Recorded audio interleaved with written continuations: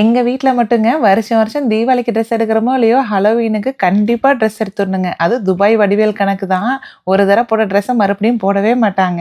இந்த தடவ பார்த்தீங்கன்னா, என்னோட குட்டி வந்து மைக்கேல் ஜாக்சன் மாரி ட்ரெஸ் வேணும் அப்படின்னு சொல்லிட்டு போட்டுட்டு, அவளோட ஸ்டெப்ப தான் பிராக்டிஸ் பண்ணிட்டே இருந்தான்.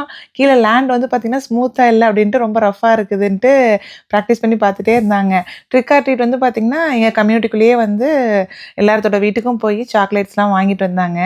அதுவும் இப்பலாம் பார்க்கும்போது பார்த்தீங்கன்னா, சின்ன வயசுல நாங்க கூடயே தான் போயிட்டுருப்போம். இப்பலாம் நீங்க வர வேண்டாம் நாங்களே போய்க்கிறோம் அப்டின்ட்டு, அவங்களே போயிட்டாங்க. பயங்கர ஜாலியா என்ஜாய் பண்ணாங்க. கிளைமேட்டுமே நல்லா இருந்தது அந்த அன்னைக்கு.